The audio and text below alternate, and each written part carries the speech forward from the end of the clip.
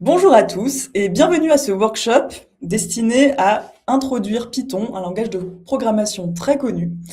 Vous êtes très nombreux à être inscrits, alors on va laisser un peu de temps à tout le monde d'arriver. En attendant, je vais vous dire quelques mots sur comment va se passer ce workshop aujourd'hui. Alors, au programme de ce soir, il s'agit d'un baptême en programmation Python. Donc, si vous êtes débutant, que vous n'avez absolument jamais codé, vous êtes au bon endroit, ne vous inquiétez pas. Le but, c'est de vous familiariser avec les bases de ce langage, comprendre comment ça fonctionne. C'est évidemment pas un cours exhaustif.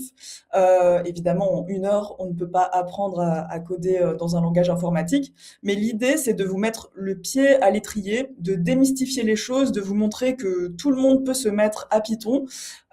Et aussi, j'espère vous donner envie d'aller un peu plus loin à la suite de ce workshop. Donc à la fin du workshop, je vous proposerai un certain nombre de ressources d'ailleurs pour aller plus loin. Alors pour me présenter, en ce qui me concerne, j'ai démarré ma carrière et mon parcours, plutôt par un parcours scientifique. Initialement, j'ai fait des études en physique et un doctorat en physique et en fait, c'est au cours de ce doctorat que je me suis rendu compte qu'en fait 80 de ce que je faisais consistait à faire de l'analyse de données et du machine learning. On parlait même pas d'IA encore à l'époque, on parlait plutôt de data et de machine learning. Donc ça a été pour moi ma première plongée dans le monde de la data. Et depuis, j'ai opéré en tant que data scientist puis data engineer dans différents secteurs via différentes missions, notamment en web, banque assurance, énergie et santé. Et mes domaines de prédilection, ce sont le machine learning, le deep learning, la visualisation de données et aussi l'IA générative qui est très à la mode depuis quelques années. Et depuis quelques années, j'ai ajouté aussi d'autres cordes à mon arc, plutôt sur le volet data engineering. Donc pour ceux qui en auraient peut-être un peu entendu parler, je me suis beaucoup intéressée à tout ce qui est base de données NoSQL, notamment les bases de données en graphe et les pipelines de traitement de la donnée, ce qu'on appelle les processus ETL. Alors en parallèle, j'ai toujours été passionnée par la vulgarisation, la transmission d'informations et l'enseignement. Et c'est dans ce cadre que j'ai le plaisir d'accompagner Jeda en tant que lead teacher depuis un peu plus de 7 ans maintenant. J'enseigne actuellement plutôt les parcours, vous l'aurez compris, data plutôt que cyber, donc plutôt les parcours data et IA. Et je collabore aussi avec l'équipe interne sur l'amélioration continue des programmes, contenu, support de cours et exercices. Parce que c'est vrai qu'on a un challenge en fait dans ce monde-là, tout ce qui est data et cybersécurité. En fait, les choses évoluent tellement vite qu'il faut en permanence mettre à jour nos contenus, car tous les jours il y a de nouvelles technos qui sortent. Alors, je vois que vous commencez à être nombreux connectés ce soir, donc je pense qu'on va pouvoir tranquillement rentrer dans le vif du sujet. Alors, je vais vous dire peut-être quelques mots sur Jeddah. Tout d'abord, Jeddah, c'est l'école de référence pour se former aux nouveaux métiers de la tech, dans la data, dans l'IA et dans la cyber, mais aussi le produit. Depuis 2017, on a permis à plus de 4000 élèves de changer de carrière. Alors pourquoi est-ce qu'on organise ces workshops? Premièrement, c'est pour vous montrer que la data et l'IA, c'est à la portée de tous. Chacun peut monter en compétence rapidement sur le sujet. Il n'y a pas besoin d'avoir fait un diplôme d'ingénieur, ni même d'avoir déjà codé. C'est un peu ce que je cherche à vous démontrer ce soir. C'est aussi l'occasion de vous montrer la méthode JEDA. On a tous été élèves, puis étudiants, on n'en garde pas forcément de très bons souvenirs, notamment sur les méthodes d'enseignement à l'époque. Chez JEDA, on a une approche complètement différente, centrée sur la pratique et sur des cas concrets. Vous allez le voir d'ailleurs ce soir, je vais vous présenter un cas concret, on va pas faire un cours théorique abstrait sur Python, on va tout de suite aller sur un problème de la vraie vie en fait. Chez Jeddah, on a aussi développé une plateforme d'apprentissage dont on est assez fier, qui s'appelle Julie. Donc, le contenu de ce workshop, justement, a été versé au préalable sur Julie. Hop. Alors, vous allez le retrouver ici. Ça ressemble à ça.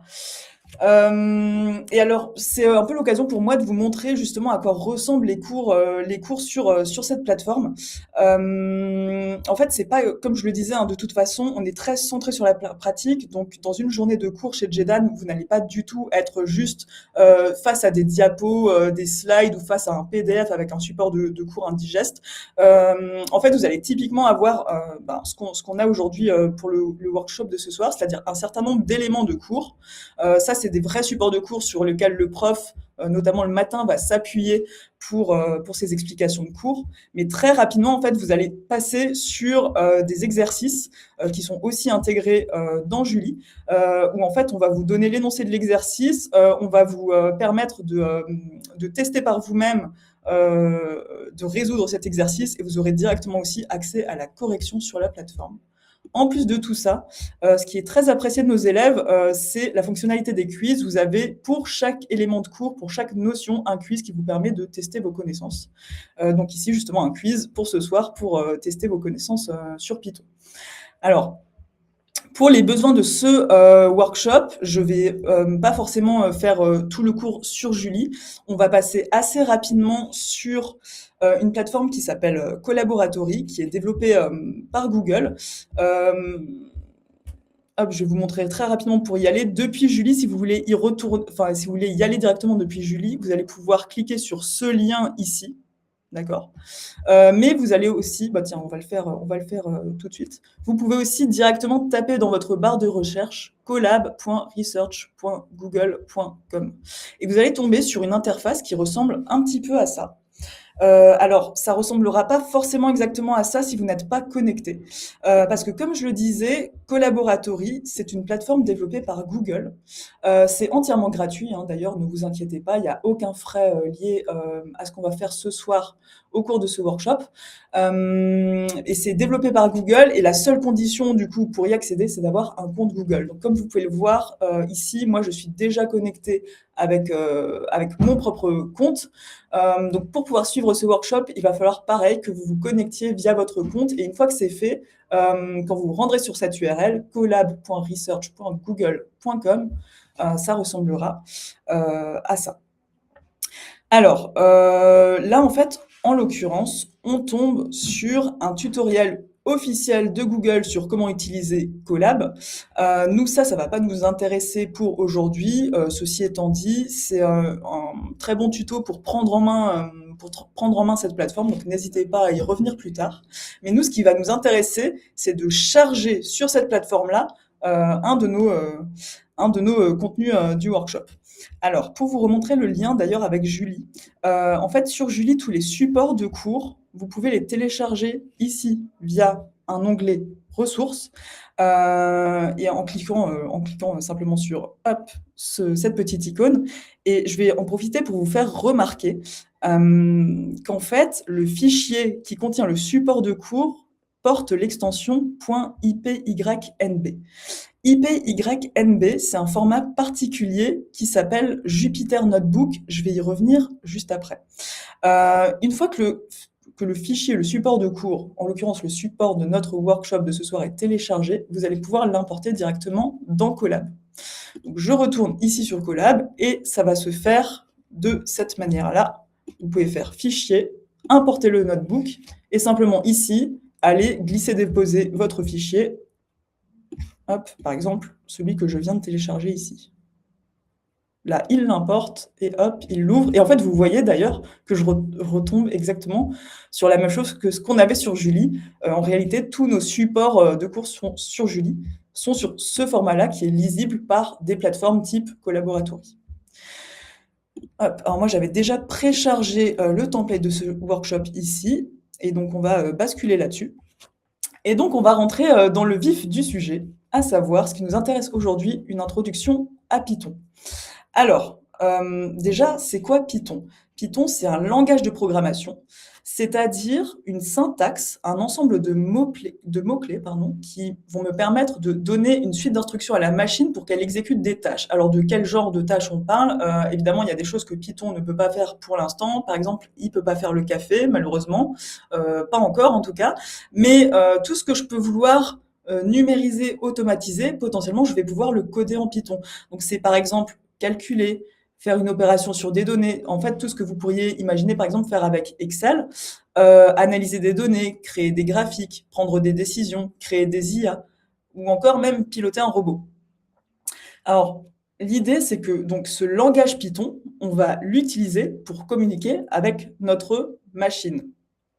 Je vais vous montrer tout de suite un exemple de à quoi ressemble un code en Python. On va écrire notre première ligne de code ici.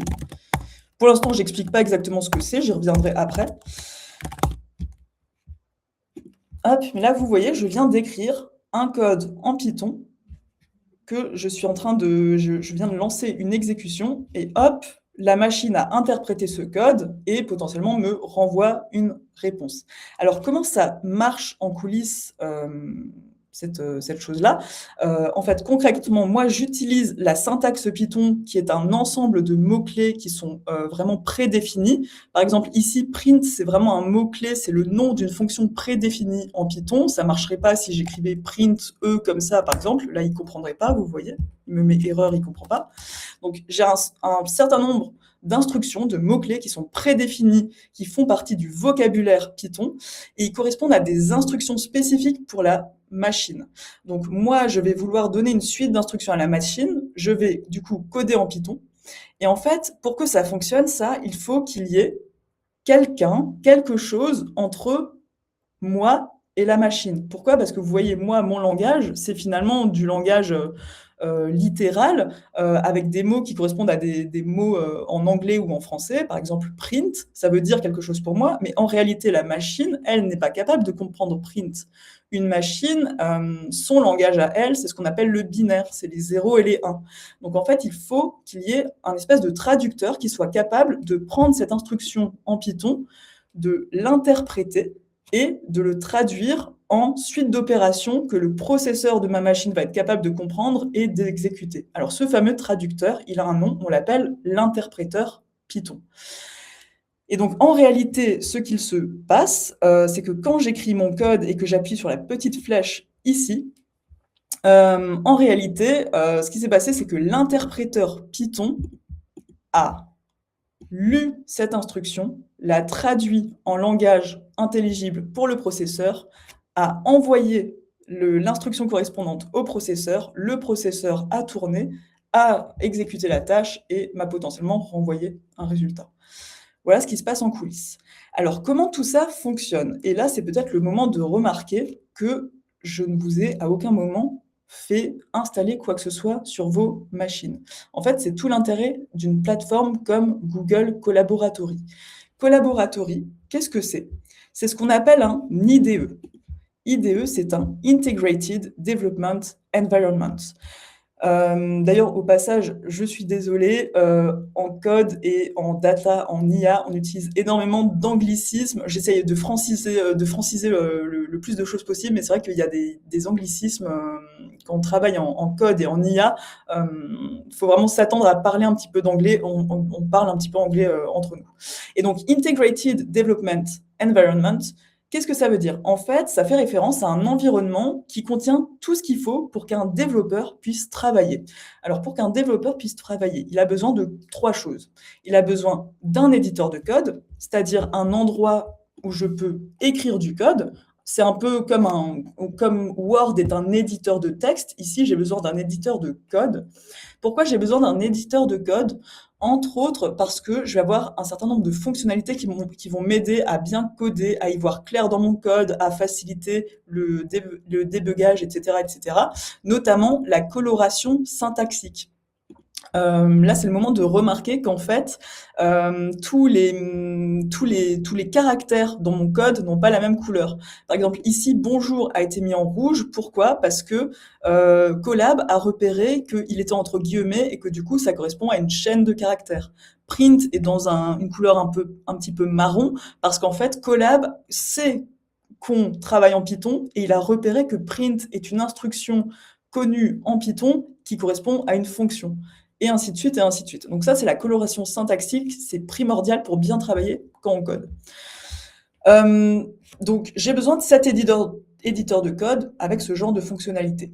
J'ai aussi besoin que le fameux interpréteur Python soit déjà installé pour que justement il puisse lire mes instructions, les traduire et les exécuter.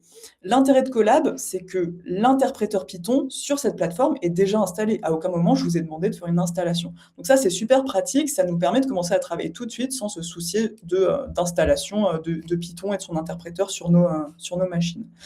Un IDE, un Integrated Development Environment, c'est tout ça, plus encore d'autres outils beaucoup plus avancés qui sont déjà installés, qui vont nous permettre de se concentrer uniquement sur le code, en fait, et pas sur les à côté. Donc finalement, Colab, c'est un de ces IDE. Et le format Jupyter Notebook dont je vous ai parlé tout à l'heure, donc qui correspond à l'extension .ipynb, comme Python Notebook, c'est un format particulier en fait, qui est très pratique et très répandu d'ailleurs dans le monde de la data et de l'IA. On l'utilise vraiment entre professionnels. C'est un format en fait dans lequel, comme vous pouvez le voir, je peux mélanger tout un tas de choses. Je peux mélanger des éléments de texte, des images, potentiellement des formules mathématiques, et je peux aussi intégrer des cellules de code qui sont directement exécutables. En fait, ça permet d'avoir un tout en un où je vais avoir à la fois des éléments d'explication, des formules mathématiques, mon code, le résultat de l'exécution de mon code, potentiellement des figures que j'ai affichées, que j'ai créées, etc., etc. C'est super pratique pour échanger entre collègues. C'est aussi très pratique, et c'est pour ça que c'est un format qu'on aime beaucoup chez Jeddah, pour la pédagogie. C'est-à-dire que lorsqu'on fait cours, par exemple, sur des notions de code chez Jeddah, ça nous permet d'avoir un tout en un. On va avoir à la fois les explications, entre guillemets, un petit peu théoriques, et tout de suite une mise en application des choses via du code qui est directement intégré dans ce notebook. Donc voilà un petit peu pour la présentation des outils avec lesquels on va travailler ce soir. Et pour revenir un petit peu sur notre programme de ce soir. Donc j'ai vraiment pensé ce cours déjà pour faire quelque chose de tout de suite appliqué. Et alors, vous allez voir que dans toute la suite, en fait, on va se focaliser sur un problème bien particulier, qui est un problème de compte entre amis, d'équilibrage de dépenses. Je pense qu'on a tous vécu cette situation. Imaginez, vous êtes deux amis, vous partez en vacances ensemble, il y en a un qui va avancer les frais d'hébergement, un autre qui va avancer les frais de transport. Pour les loisirs, ils vont un petit peu partager les dépenses, pareil pour les repas, etc., etc. À la fin, c'est pas forcément simple de savoir qui a payé quoi et qui doit combien à qui pour équilibrer les dépenses. Donc là, je vous propose qu'on code nous-mêmes de A à Z un script qui permette de récupérer ce genre d'informations et de faire le calcul d'équilibre de dépenses. Alors, pas de panique, ça peut paraître déjà compliqué et ambitieux comme programme, mais on peut complètement le faire en 1 heure, et surtout la clé, c'est de faire les choses les unes après les autres. C'est vraiment d'ailleurs toujours ce qu'on préconise dans l'apprentissage du code, c'est de faire les choses par étapes, décortiquer petit à petit, se concentrer sur une étape après l'autre, valider chaque étape, puis passer à la suivante. Et comme ça, on arrive finalement petit à petit à créer un code qui fait ce genre de choses. Pour répondre à cet énoncé, finalement, à cette problématique, on va avoir besoin d'aborder un certain nombre de notions de Python qui sont les suivantes. On va parler de la fonction input, qui permet, c'est un petit peu le contraire de la fonction print, j'y reviendrai après, donc qui permet de demander des informations à un utilisateur. On va parler des types Python, on va parler des collections, on va parler de la boucle for et des tests if-else. Et vous allez voir que justement, on va pas en parler de manière théorique. Chacune de ces notions, je vais les intégrer dans mon problème d'équilibre de dépenses. Alors, je vais revenir peut-être déjà sur cette fonction print. Hop. Print, vous voyez, comme vous pouvez le voir ici, en fait, c'est une fonction. Une fonction, c'est quoi? C'est un mot-clé suivi de parenthèses, et potentiellement entre les parenthèses, je vais passer un certain nombre de variables, un certain nombre de choses. Et une fonction, en fait, vous pouvez voir ça comme un petit peu une boîte noire qui va m'exécuter un certain nombre de tâches. La fonction print en Python, c'est la plus connue, c'est la plus répandue. Elle sert simplement à afficher quelque chose à l'écran. Vous voyez, là, tout à l'heure, j'avais écrit « bonjour ». Donc, en fait, quand j'exécute cette cellule, alors au passage, je vais vous donner tout de suite un petit raccourci clavier. Pour exécuter une cellule dans Colab, vous pouvez soit cliquer ici sur la flèche, comme je viens de le faire, soit cliquer directement dans la cellule pour la sélectionner et taper sur votre clavier Shift plus Entrée. Je répète, Shift plus Entrée. Vous voyez, ça lance l'exécution. Là, je vois bien que j'ai passé bonjour dans print, donc il m'affiche simplement bonjour. Pour vous montrer exactement ce que ça fait. Si j'ajoute bonjour Aurélie, il va me dire Bonjour Aurélie. Ça fait ni plus ni moins qu'un affichage écran. Alors, pour mon calcul d'équilibrage de dette, ce serait bien que je me dote d'une fonction qui me permette de demander à un utilisateur des informations. Exemple, pour mon équilibrage de dette, chacun de mes deux vacanciers, j'aimerais pouvoir lui demander dis-moi combien tu as dépensé sur l'hébergement, dis-moi combien tu as dépensé pour le transport, etc. Et qu'il soit capable de me donner ces informations-là en tapant sur son clavier. La fonction qui permet de faire ça en Python, c'est la fonction input. Elle marche de la manière suivante. Hop. Alors, je vais juste fonctionner un petit peu par copier-coller pour gagner du temps sur le fait de taper au clavier. Donc, vous voyez là, j'appelle de nouveau une fonction suivie de parenthèses. Entre les parenthèses, je passe de nouveau une chaîne de caractères qui me dit « Comment t'appelles-tu » Pour l'instant, ce qui se passe à gauche ici, je vais pas forcément en parler, j'en parlerai juste après. J'exécute cette cellule. Regardez ce qui se passe. En fait, la fonction input, elle fait un petit peu comme print. Elle va prendre ce qui est ici, entre parenthèses, et elle va me l'afficher à l'écran. Comment t'appelles-tu? Sauf que, à la différence de print, en fait, l'exécution de la cellule ne s'arrête pas. Vous voyez, là, c'est encore en train de charger. Elle est en train d'attendre qu'il se passe quelque chose, en fait. Et elle attend qu'il se passe pas quoi? Elle attend que moi, j'aille dans ce champ-là pour écrire quelque chose. Donc là, je vais mettre Aurélie, par exemple. Et en fait, ce qui se passe au moment où j'ai fait ça, la fonction input m'a affiché « Comment t'appelles-tu » Elle a attendu que j'entre Aurélie, que je tape sur « Entrée » sur mon clavier pour valider. À ce moment-là, elle a récupéré mon entrée, ma saisie clavier. Et l'idée, ce qui est intéressant, c'est que cette saisie clavier, on la garde en mémoire quelque part pour en faire quelque chose plus tard. Et bien justement, c'est le rôle de ce qui se passe ici à gauche. Ici à gauche, le fait d'écrire name égale, en fait, c'est ce qu'on appelle une assignation de variables. Donc là, si je veux vraiment parler avec les bons éléments de vocabulaire, j'ai demandé à Python, à l'interpréteur Python, de créer une variable qui s'appelle name, et j'ai demandé à ce que renvoie la fonction input ici soit enregistré dans cette variable name. L'intérêt, c'est que du coup, à partir de maintenant, cette variable name existe dans tout le notebook, elle contient l'information Aurélie et je vais pouvoir la réutiliser plus tard. Exemple, je peux faire ça. Hop. Regardez, là, je fais de nouveau appel à cette fonction que vous connaissez déjà qui est print, qui va faire un affichage écran, sauf que là, j'ai mis bonjour, la variable name que je viens de créer, et ravi de faire ta connaissance. Regardez, l'intérêt, c'est que ici, name contient Aurélie, l'information que j'ai entrée ici à cet endroit-là, et du coup, je peux le réutiliser à tout moment, autre part, dans mon notebook. Donc ça, c'est l'idée d'une variable. La notion de variable, elle est vraiment centrale en programmation informatique, et pas que dans Python d'ailleurs. Alors dans Python, on a une spécificité qui est le typage implicite des variables. En fait, quand je crée une variable comme ça, comme de cette manière par exemple, quand je crée une variable de cette manière, en fait, l'interpréteur Python va analyser ce que je stocke dans la variable et va en déduire le type de cette variable. Exemple ici, dans name, j'ai Aurélie qui en fait est une chaîne de caractères. C'est un texte, en fait, concrètement. Pour Python, s'il détecte que la variable stocke une chaîne de caractères à un texte, il va lui associer le type string, str. Il existe d'autres types simples en Python. Je ne vais pas du tout vous faire une liste exhaustive aujourd'hui.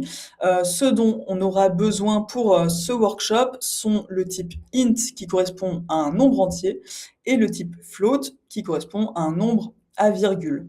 Un petit peu plus loin dans mes explications, j'aurai aussi besoin d'avoir recours au type liste et au type dictionnaire qui sont des types un petit peu plus complexes et qui correspondent à ce qu'on appelle des collections. Donc pour le dire rapidement, mais on reverra ça en détail un petit peu plus tard, une collection, c'est un type de variable dans lequel je peux stocker une collection d'éléments et pas qu'un seul élément. Exemple, ici, dans ma variable name, j'ai stocké un prénom. Et ben, en fait, dans une liste ou dans un dictionnaire, je pourrais stocker plusieurs prénoms ensemble. Bon, on verra ça un petit peu plus tard. Donc revenons maintenant à notre exercice d'équilibrage de dépenses. On va peut-être déjà essayer d'utiliser là ce qu'on a vu jusqu'à présent pour essayer de créer deux variables qui contiendront chacune le prénom de nos voyageurs. Et on va demander à l'utilisateur de les rentrer. Donc ça se présente de la manière comme ça, sous forme de code. Vous voyez, en fait, je vais appeler deux fois la fonction input. La première fois, la fonction input va demander comment s'appelle le premier voyageur. On entrera la réponse, ce sera stocké dans la variable nom1. Deuxième fonction input demandera comment s'appelle le second voyageur. On écrira la réponse sera stockée dans la variable nom2. Et à la fin, je termine par un print, ce qui me permet de vérifier que les variables nom1 et nom2 contiennent bien la bonne information. Alors concrètement, quand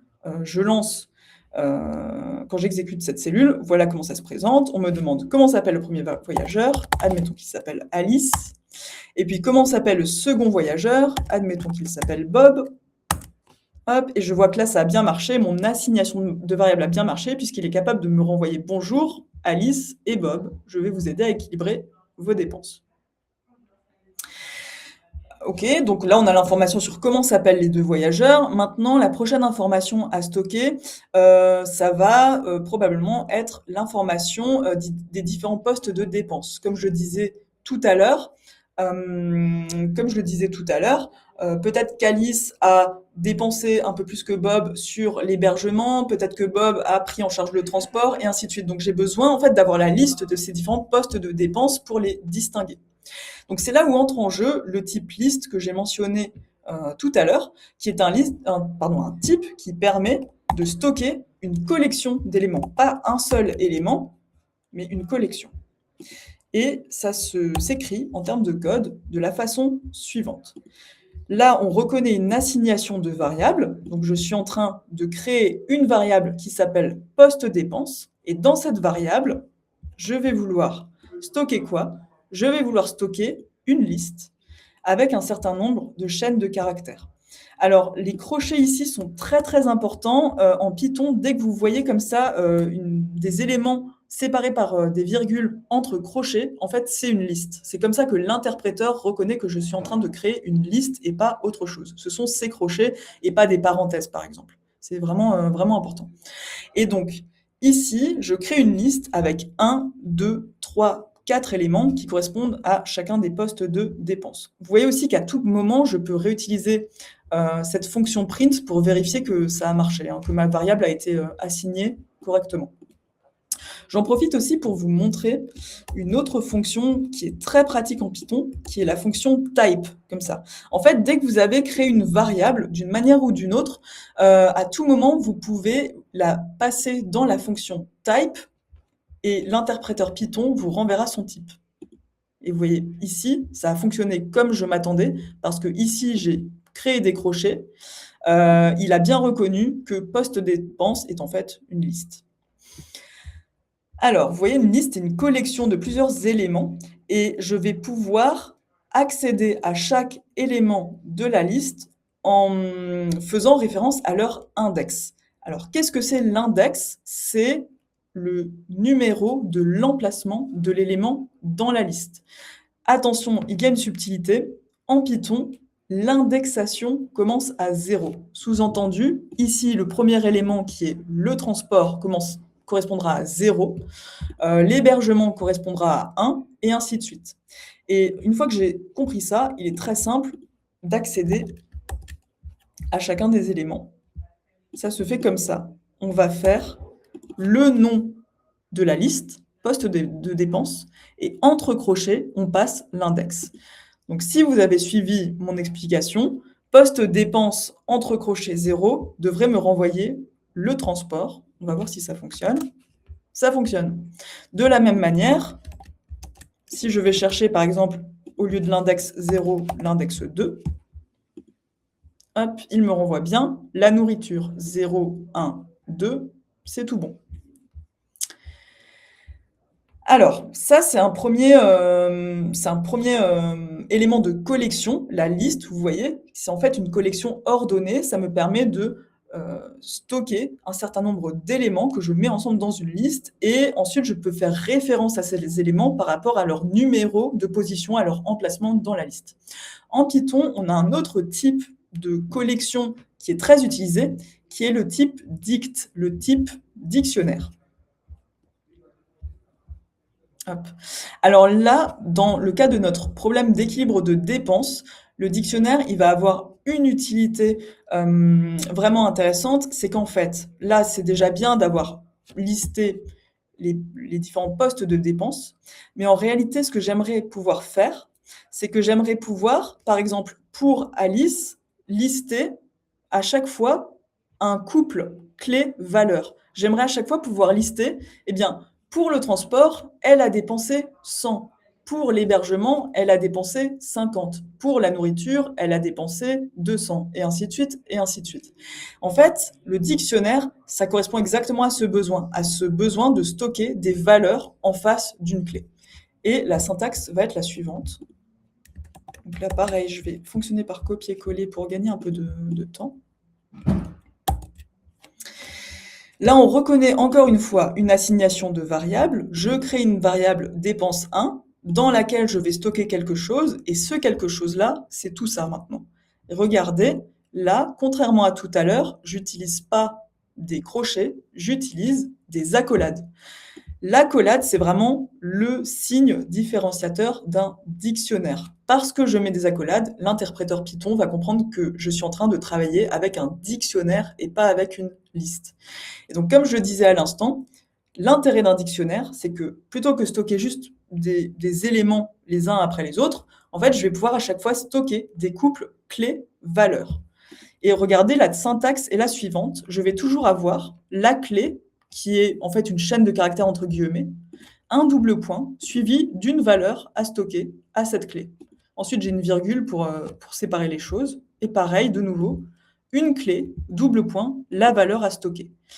Et donc, imaginons si par exemple Alice a dépensé 20 pour le transport, 30 pour l'hébergement et ainsi de suite. Du coup, naturellement, je peux stocker ces informations-là dans un dictionnaire avec en clé à chaque fois le nom du poste de dépense et en valeur la dépense associée. Comme Alice a eu ses propres dépenses et Bob a eu aussi probablement ses propres dépenses, j'ai simplement prévu en fait d'avoir un dictionnaire par personne pour stocker les dépenses de chacun. Hop. Donc là, vous voyez, j'ai exécuté la cellule, mais il ne se passe rien. Ça, c'est complètement normal. J'ai pas mis de print, j'ai mis rien du tout. Donc en fait, il a fait l'assignation de variables, mais il s'est rien passé de plus. Par contre, ensuite, je peux aller vérifier que tout s'est bien passé. Je peux déjà utiliser la fonction type qu'on a vue tout à l'heure pour vérifier que c'est bien, que dépense 1 et dépense 2 sont bien des dictionnaires. Donc là, c'est bon, ça a été reconnu comme dictionnaire. Et je peux aussi, encore une fois, à tout moment, avoir recours à la fonction print. Hop. Pour vérifier le contenu de mon dictionnaire. Là, je vois pareil que ça a bien marché. J'ai bien mes clés avec les valeurs que j'avais prévues en face. Alors jusque-là, c'est super. Maintenant, moi, ce que j'aimerais, c'est en fait avoir la possibilité d'une interaction avec l'utilisateur. Là, les dépenses, je les ai rentrées, je les ai renseignées, certes, mais je les ai renseignées en dur dans le code. Or, moi, ce que j'aimerais pouvoir faire, c'est avoir un code qui, en fait, interagit avec mes vacanciers pour leur demander bonjour Alice, combien est-ce que tu as dépensé pour l'hébergement? Elle va taper sa réponse, on va le stocker ici. Ensuite, bonjour Alice, combien as-tu dépensé pour l'hébergement? Elle tapera sa réponse et ce sera stocké ici. Donc là, pour faire ça, en fait, j'ai pas besoin de vous apprendre quelque chose de nouveau. On va avoir recours à la fonction input. Donc là, je vous mets un exemple.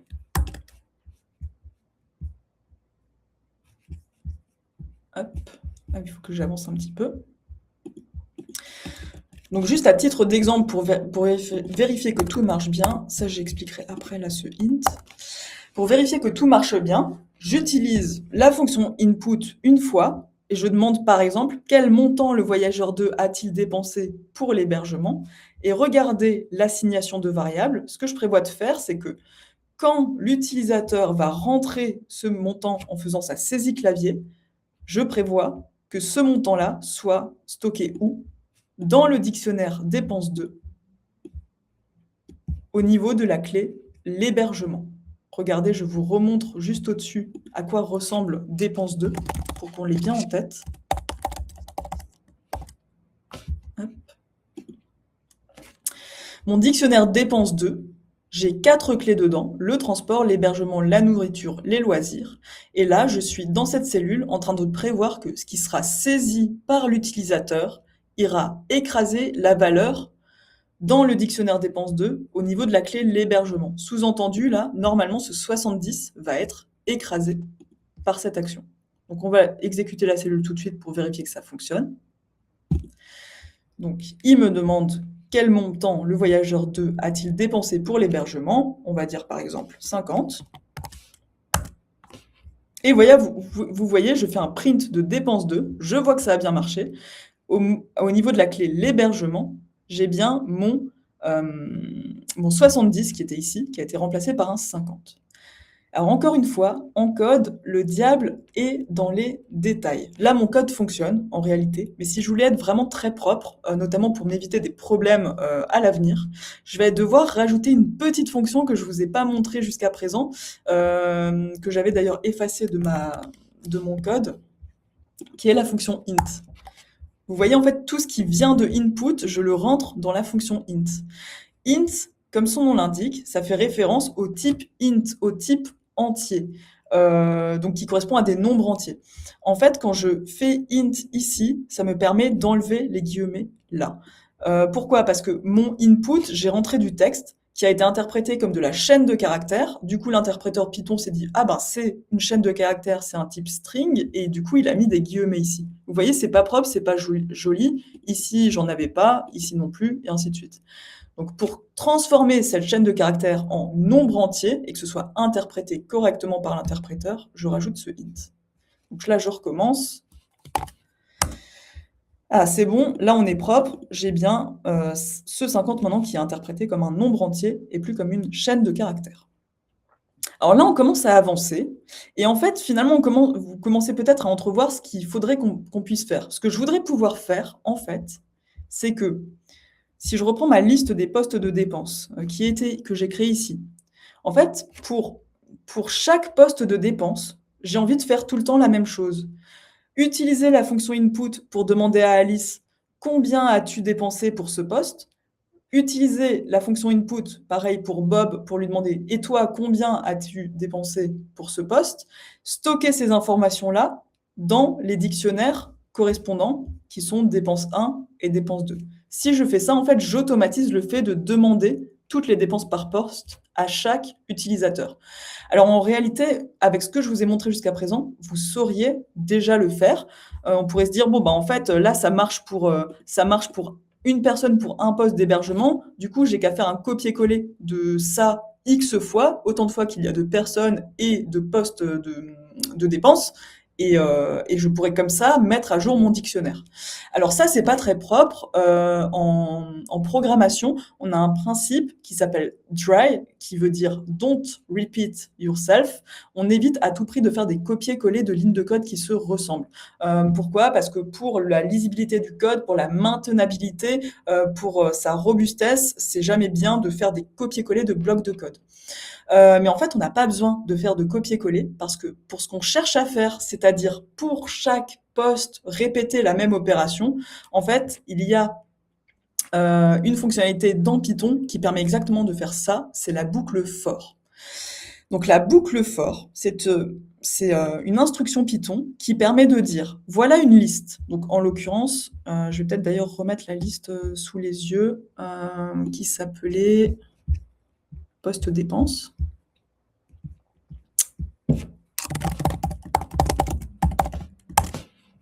Hop. Donc, j'ai une liste et en fait, je voudrais parcourir un à un chaque élément de la liste. Et pour chaque élément, je veux faire la même chose, à savoir demander à Alice ce qu'elle a dépensé, demander à Bob ce qu'il a dépensé. La syntaxe de la boucle for est la suivante. Hop. C'est pour ça que ça s'appelle une boucle for. Je vais écrire for P, hop, in post dépense. Tiens, d'ailleurs, je me rends compte, je vais peut-être un tout petit peu zoomer là pour la lisibilité. Donc, for P in post dépense, donc pour chaque élément de post dépense, fait la chose suivante. Et en fait, à chaque fois, je vais faire input, demander quelle somme a dépensé Alice pour ce poste-là, puis quelle somme a dépensé Bob pour ce poste-là, et stocker l'information à la clé correspondante dans le dictionnaire correspondant soit à Alice, soit à Bob. Là aussi, il y a un petit détail, une petite subtilité très importante. Regardez ici, j'ai pas écrit ces deux lignes de code complètement à gauche de la cellule. En réalité, j'ai mis une tabulation. Ça, en Python, ça s'appelle l'indentation et c'est très très important. En fait, c'est l'indentation qui permet de dire que ces deux instructions-là, font partie de la boucle for et ne sont pas à l'extérieur. Donc là, peut-être il y a besoin que j'exécute la cellule pour qu'on se rende compte de ce qui se passe. Regardez, j'exécute la cellule. Il va parcourir chaque élément de post-dépense. Donc à la première itération, là on est dans la première itération, à la première itération, il est sur le transport. Donc qu'est-ce qu'il fait? Il appelle input, il me demande quelle somme a dépensé, non 1, c'était Alice. Donc quelle somme a dépensé Alice pour le poste en cours qui est le transport. Et là, je peux renseigner mes valeurs. On va dire qu'elle a dépensé 100. Ensuite, je suis toujours à la première itération, mais j'ai la deuxième ligne de code ici qui s'exécute. Donc, il va me demander quelle somme a dépensé, cette fois Bob, pour le transport. Là, pareil, je vais mettre ma réponse. Admettons que c'est 200. Et là, regardez, il n'y a que 2 lignes de code, donc en fait, ça aurait dû s'arrêter. Sauf que non, on est à l'intérieur d'une boucle, donc en fait, tant qu'il trouve des éléments dans la liste, il va continuer et juste simplement passer à l'élément suivant. Donc là, on arrive à la deuxième itération, il passe au deuxième élément de la liste, qui est l'hébergement, et il recommence ses instructions. Quelle somme a dépensé Alice pour l'hébergement? Donc là, je vais rentrer peut-être 400. Quelle somme a dépensé Bob pour l'hébergement? Bob, il n'a rien dépensé. Et ainsi de suite, vous voyez. Donc là, on passe sur la nourriture. Il me demande les mêmes infos pour la nourriture. Hop, je vais mettre peut-être 50 ici. Et 100 pour Bob. Et pareil, là, j'arrive au dernier élément de la liste, qui est les loisirs. Donc, il me demande les dépenses pour les loisirs. On va dire 50 pour Alice et 200 pour Bob. Et là, vous voyez, on est arrivé au bout de la liste, on a itéré sur tous les éléments de la liste, ça y est, là, on est sorti de la boucle et l'exécution s'est arrêtée. Vous voyez la puissance en fait de la boucle for, et cette boucle for, elle est vraiment utilisée partout et tout le temps dans tous les codes. En fait, elle permet vraiment de répéter un certain nombre d'instructions, mais même 100 fois, 1000 fois, 2000 fois si on le souhaite, alors qu'en fait, j'ai écrit, moi, que 3 lignes de code. Donc ça, c'est le principe dry, don't repeat yourself. Alors là, si tout a fonctionné comme prévu, je vais pouvoir utiliser de nouveau les fonctions print, la fonction print, pour vérifier que mes dictionnaires se sont bien mis à jour. Je vous rappelle, les dictionnaires s'appellent dépense 1 et dépense 2. Et vous voyez, tout à l'heure, il y avait des chiffres du genre 20, 30, 10, 50 là-dedans. Et là, normalement, si tout s'est bien passé, hop, vous voyez, mes dictionnaires ont bien été mis à jour en temps réel avec les dépenses qui ont été demandées à chaque utilisateur et saisies au clavier.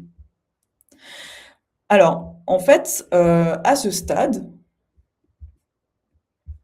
on a stocké toutes les informations dont on a besoin pour faire notre calcul d'équilibre de dépenses.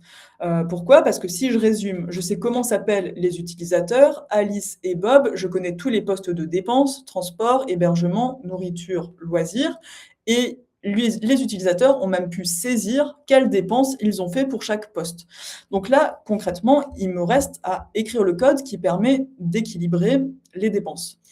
Alors pareil, mon conseil, c'est vraiment toujours de décortiquer, de faire petit à petit, étape par étape et de vérifier qu'on saisit bien le problème et comment le résoudre. Donc avant de vouloir rentrer dans des calculs trop compliqués, il faut peut-être simplement qu'on se dise: «Ben, j'ai pour savoir en fait qui doit combien à l'autre, j'ai peut-être déjà besoin de savoir, quel est le montant total, dépensé par chaque vacancier. Donc j'ai besoin de calculer finalement pour Alice combien elle a dépensé au total, pour Bob combien il a dépensé au total. Alors ces informations-là, je les ai dans les dictionnaires. Par exemple, pour Alice, c'est ce qui va être dans dépense 1. Je vais mettre ça dans un print.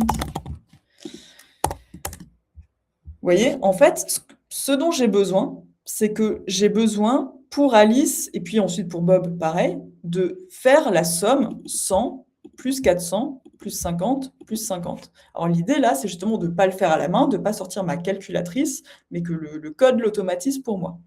En fait, si j'y réfléchis, j'ai pas besoin de choses supplémentaires par rapport à ce que je vous ai montré jusqu'à présent. J'ai de nouveau besoin d'avoir recours à une boucle for. La boucle for, cette fois, au lieu d'itérer sur les éléments d'une liste, elle va itérer sur les valeurs contenues dans ce dictionnaire. Et pour chaque valeur qu'elle va voir, elle va aller la sommer avec le montant total, en fait. Ça donne ça en termes de code. Alors là, je vous préviens, on commence à être dans du code un petit peu sérieux, mais qui est franchement à la portée de tout le monde. Il suffit de ne pas paniquer et d'être un petit peu patient. Donc, alors j'ai mis plein de commentaires par ailleurs, mais je vais peut-être les enlever pour la clarté de mes explications. Ces commentaires-là, évidemment, vous les retrouverez sur Julie, par exemple, dans le support de cours. Donc voilà, les éléments de code ressemblent à ça.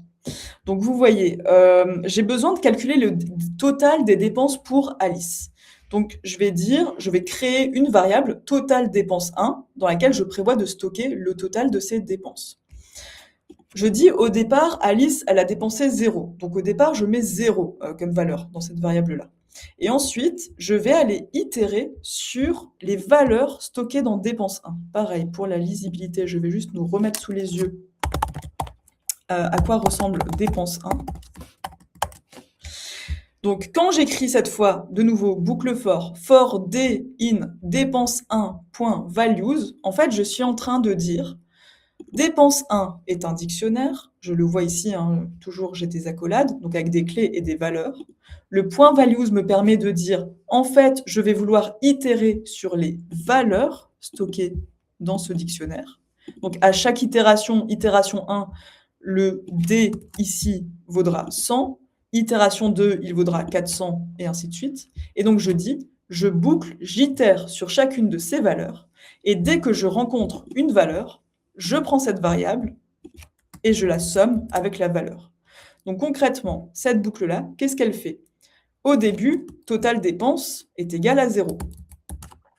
Ensuite, je démarre ma boucle. Itération numéro 1, je fais 0 plus 100. Ça donne 100. Itération 2, je fais 100 plus 400. Ça donne 500. Itération 3, je fais 500 plus 50, ça donne 550, et ainsi de suite. Donc je fais ça pour Alice, donc avec le dictionnaire total dépense 1. Je fais ça pour Bob avec le dictionnaire total dépense 2. Hop. Et vous voyez, ça je vous laisse vérifier par vous-même que le calcul est bon, mais normalement c'est assez facile à vérifier, qu'avec ce qu'on avait dans les dictionnaires dépense 1 et dépense 2, là on vient de calculer que Alice au total a dépensé 600, Bob au total a dépensé 500. Alors nous là, sur ces chiffres-là qui sont simples, on est capable en fait de terminer notre problème d'équilibre de dépenses de tête. Là, intuitivement, on se dit, ok, Bob doit 50 € à Alice pour équilibrer les dépenses. Encore une fois, ça, nous, on va vouloir l'automatiser. Et alors là, souvent quand on code, en fait, tout le travail, c'est d'être capable de faire le lien entre notre intuition, ce qu'on est capable de calculer très vite dans notre tête, avec en fait une logique et finalement, quelle est la logique du calcul auquel j'ai recours pour sortir cette valeur de 50. En fait, en réalité, si je décortique les choses, là, je me rends compte que j'ai besoin de faire une première chose, c'est que j'ai besoin de calculer le montant d'équilibre. Le montant d'équilibre, en fait, si vous voulez, c'est la moyenne entre les deux. En fait, l'un a dépensé une somme, l'autre une autre somme, et moi, je voudrais couper la poire en deux. Donc, je vais vouloir, en fait, calculer finalement où est cette seuil où est ce seuil qui coupe la poire en deux. Donc ça, pour faire ce calcul-là, en fait, il s'agit de faire 600 plus 500, qui donne 1100, et de diviser par 2, qui donne 550. Et une fois que j'ai ce 550 en tête, en fait, je vais vouloir comparer les dépenses de chacun. Alice a dépensé 600, c'est plus que 550, donc je me rends compte qu'elle, elle a dépensé trop.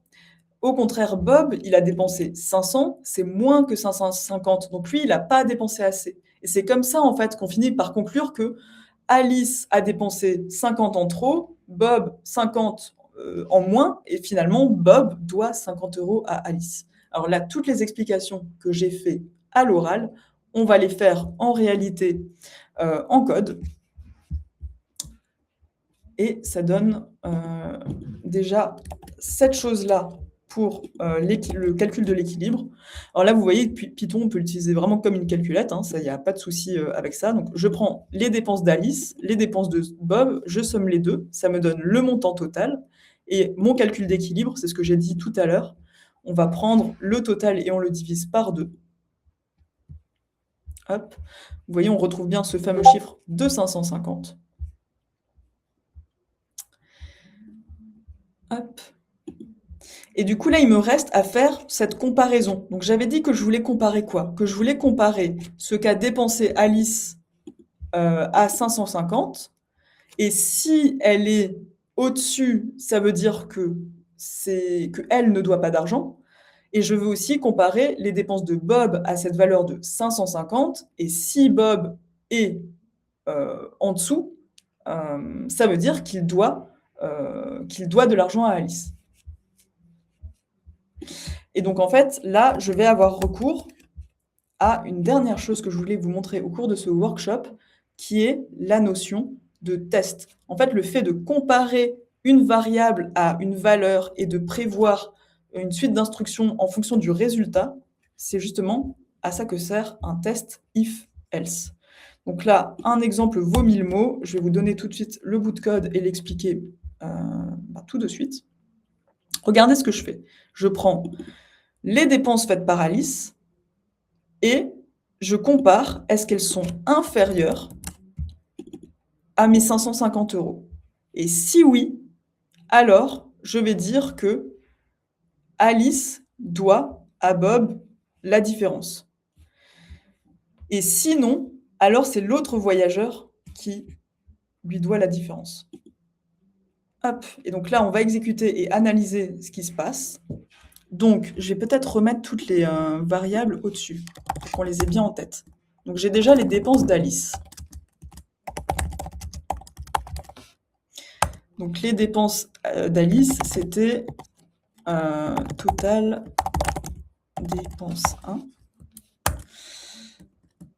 Je vais avoir les dépenses de Bob.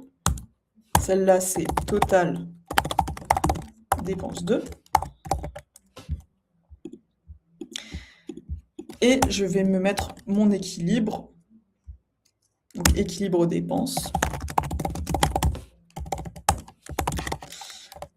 Équilibre. Donc, vous voyez, hein, on retrouve Alice a dépensé 600, Bob a dépensé 500 et l'équilibre est à 550. Regardez ce que fait ce code. Donc, j'utilise une instruction if-else. On va déjà regarder ce qui se passe dans le if. Dans le if, je prends les dépenses d'Alice, donc le 600. Je teste, est-ce que 600 est inférieur à l'équilibre?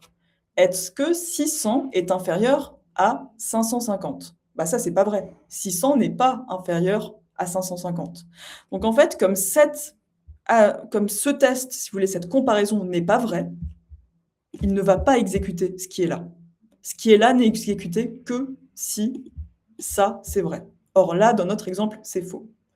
Et du coup, il va pas exécuter ça, il va exécuter ce qui est dans le else, à savoir Bob doit à Alice la différence. Et vous voyez, quand j'exécute, ça fonctionne bien. Bob doit à Alice 50 euros. Voilà, finalement, on est arrivé, vous voyez, en moins d'une heure au bout de ce calcul d'équilibre de dépenses avec un code qui fonctionne de bout en bout. Si je dois résumer, en fait, qu'est-ce qu'on a fait? On a eu recours aux fonctions print et input qui permettent de communiquer avec l'interpréteur. Donc print nous affiche des informations et l'interpréteur nous permet de récupérer des informations de l'utilisateur via une saisie clavier. On a utilisé beaucoup de variables pour stocker ces informations et pouvoir les réutiliser plus tard à d'autres endroits dans le code. En Python, on distingue différents types de variables. Dans ce tutoriel, on a vu les types int, float et string.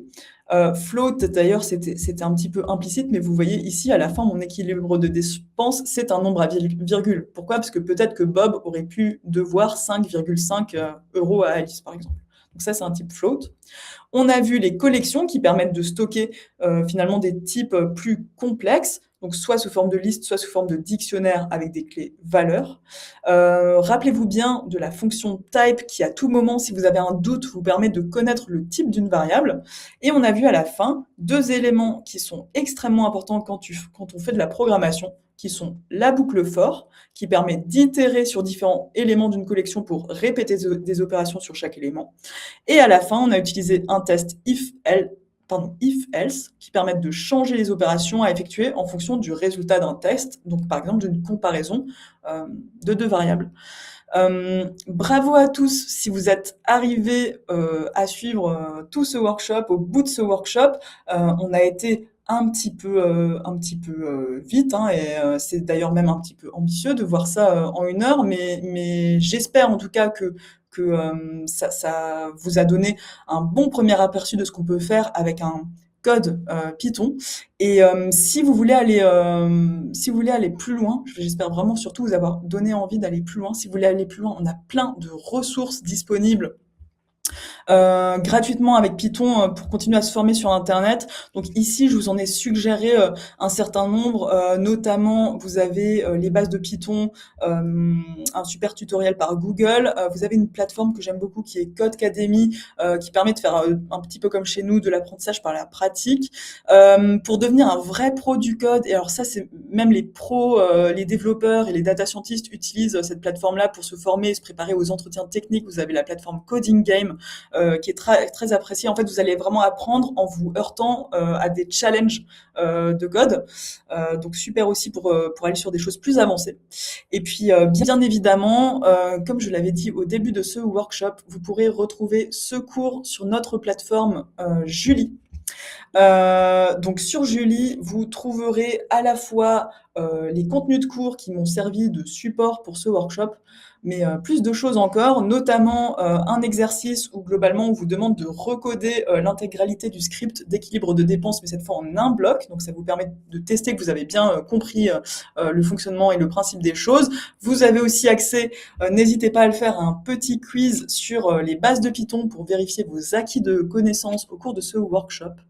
Et j'en profite pour vous dire qu'en fait sur Julie, on a plus d'une cinquantaine d'heures de cours gratuits, un petit peu sur le même modèle que ce workshop, donc avec des supports de cours, des quiz, des exercices, et vraiment sur toutes les thématiques de JEDA, donc que ce soit data, IA, cyber, product.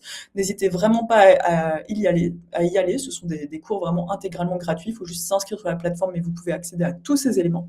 Et puis, si ces cours-là vous donnent vraiment envie d'aller plus loin, vous sentez que vraiment c'est votre truc, vous avez envie de creuser, voire de vous reconvertir vers ces secteurs-là, nous avons aussi une offre de formation payantes, hein, cette fois, qui sont des parcours vraiment professionnalisants, alors avec des niveaux de gradation.